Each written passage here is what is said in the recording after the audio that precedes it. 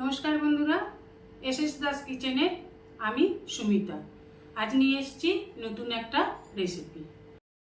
আজকের রেসিপি গোবিন্দভোগ চালের ফিরনি। পাকা আম দিয়ে এই গোবিন্দভোগ চালের ফিরনি আমি বানাবো। এই রেসিপিটাই আজ আমি আপনাদের সাথে শেয়ার করব। এখন বাজারে খুব পাকা আম পাওয়া যাচ্ছে, তাই পাকা আম দিয়েই আমি রেসিপিটা বানাচ্ছি। চলুন দেখে নেওয়া যাক রেসিপিটা। এখানে আমি নিয়ে নেব এই ছোটো বাটিটার 1 বাটি গোবিন্দভোগ চাল। 100 গ্রামের মতন গোবিন্দভোগ চাল আমি নিয়ে নিলাম। এবার চালটাকে খুব ভালো করে জল দিয়ে ধুয়ে অল্প একটু জল দিয়ে আধ ঘন্টার জন্য ভিজিয়ে রাখলাম। আধ ঘন্টা পর একটা মিক্সি জারের মধ্যে ভেজানো গোবিন্দভোগ চালগুলোকে নিয়ে নিলাম। নিয়ে একটু গুঁড়ো করে নেব। গুঁড়োটা একদম মিহি হবে না, একটু দানা দানা থাকবে, ঠিক যেরকম দেখালাম। নিয়ে নিচে দুটো পাকা আম ভালো করে ধুয়ে কেটে নিয়েছি। এইভাবে কেটে নিতে হবে। এবার নিয়ে নেব একটা মিক্সি জার।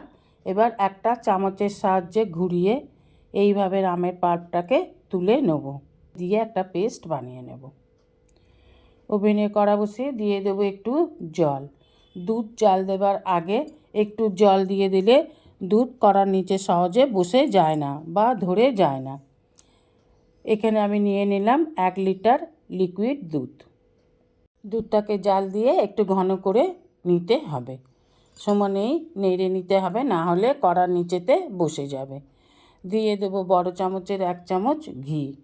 ঘি দিলে সহজে উতলে উঠবে না। দুধ জাল দেওয়ার সময় একটু এদিক ওদিক করা যায় না, দুধ অমনি উতলে ওঠে, পড়ে যায়। সেই জন্য একটু যদি ঘি দিয়ে দেন তাহলে কিন্তু দুধটা সহজে উতলে উঠবে না। এবার দিয়ে দেবো গোবিন্দভোগ চাল, যেটা আগে থেকেই একটুখানি পেস্ট করে নিয়েছিলাম। অল্প অল্প দানা আছে, সেই চালটাই এখানে দেখুন অল্প অল্প করে দিয়ে দিচ্ছি। অল্প অল্প করে দিতে হবে আর সমানেই নেড়ে যেতে হবে, না হলে চালটা কড়ার নিচে বসে যাবে। মানে যতক্ষণ চালটা দিতে হবে সমানেই নেড়ে রান্নাটা করে নিতে হবে। এবার ভালোভাবে নেড়ে আবার দিয়ে দেবো বাকি গোবিন্দভোগ চালটা। এখানে বলে রাখি, যেসব বন্ধুরা আমার চ্যানেলটিকে সাবস্ক্রাইব করে আমার পরিবারের সদস্য হয়েছেন তাদের অসংখ্য ধন্যবাদ। যারা এখনও আমার চ্যানেলটিকে সাবস্ক্রাইব করে আমার পরিবারের সদস্য হননি তাদের কাছে অনুরোধ রইল আমার চ্যানেলটিকে সাবস্ক্রাইব করে আমার পরিবারের সদস্য হওয়ার জন্য। পাশে থাকা বেল আইকনটিতে ক্লিক করে দেবেন নিউ ভিডিওর আপডেট যাতে সবার আগে আপনার কাছে পৌঁছে যায়। এবার নাড়তে নাড়তে যখন গোবিন্দভোগ চালের পেস্টটা একটু সিদ্ধ হয়ে আসবে, দানা দানা ভাবটা সিদ্ধ হয়ে আসবে, তখন দিয়ে দেবো 1 চামচ ছোটো এলাচ গুঁড়ো, যাতে স্মেলটা খুব ভালো আসে। দেখুন এইরকম হয়ে এসেছে। এবার দিয়ে দিলাম ছোটো চামচের 1 চামচ ছোটো এলাচের গুঁড়ো আর খুব ভালোভাবে মিশিয়ে নিলাম। দিয়ে দিলাম বাতাসা। আমি এখানে বাতাসা দিলাম। বাতাসা দিলে রঙটা একটু ভালো হবে, হালকা বাসন্তী কালার। আর আপনারা এখানে চিনি বা অন্য যে কোনো মিষ্টি ব্যবহার করতে পারেন। দিয়ে দিলাম আমন্ড আর কাজু বাদাম। আমি কিশমিশ দিইনি, আমন্ড আর কাজু বাদাম কেটে রেখেছিলাম সেটাই দিয়ে দিলাম। এবার খুব ভালোভাবে মিশিয়ে নিতে হবে।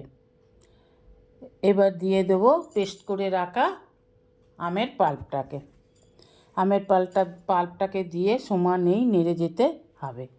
কেন এখন ঘন হয়ে এসেছে, না নাড়লে পুরো কড়ার নিচেতে এটা বসে যাবে, তাই সমানেই নেড়ে যেতে হবে যতক্ষণ না আরেকটু ঘন হয়ে আসছে। এখানে বলে রাখি বন্ধুরা, যেসব বন্ধুরা আমার চ্যানেলের নতুন দর্শক, আজই আমার চ্যানেলের ভিডিও প্রথম দেখছেন, অনুরোধ রইল চ্যানেলটিকে অবশ্যই সাবস্ক্রাইব করবেন আর ভিডিওটি আপনাদের বন্ধুবান্ধবের মাঝে শেয়ার করে দেবেন। এবার আরেকটু ঘন করে নামিয়ে নেব। নামিয়ে নিয়ে একটি পাত্রে উঠিয়ে নিয়ে দিয়ে দেব আমের কুচি। উপর থেকে ছড়িয়ে দিতে হবে। এইভাবে আমের কুচি দিয়ে সাজিয়ে দিন। দিয়ে দেবো আমন্ড কুচি আর কাজু বাদাম ওপর থেকে ভালোভাবে সাজিয়ে দিয়ে এবার এটা ফ্রিজে 2-3 ঘন্টা রেখে দেবো। ফ্রিজে রেখে দিলে এটা ঘন হয়ে গেছে, আরও একটু বসে যাবে। তখন সবাইকে সুন্দরভাবে সাজিয়ে পরিবেশন করুন। আপনার অমূল্য সময় দিয়ে ভিডিওটি সম্পূর্ণ দেখার জন্য আপনাকে অসংখ্য অসংখ্য ধন্যবাদ। রেসিপিটা ভালো লাগলে অবশ্যই একটা লাইক, কমেন্ট, সাবস্ক্রাইব করার অনুরোধ রইল। পাশে থাকা বেল আইকনটিতে ক্লিক করে দেবেন নিউ ভিডিওর আপডেট যাতে সবার আগে আপনার কাছেই পৌঁছে যায়। নমস্কার, আজ এই পর্যন্তই। আবার দেখা হবে নতুন একটা রেসিপির সাথে নতুন একটা দিনে। ভালো থাকবেন, সুস্থ থাকবেন, সঙ্গে থাকবেন। নমস্কার।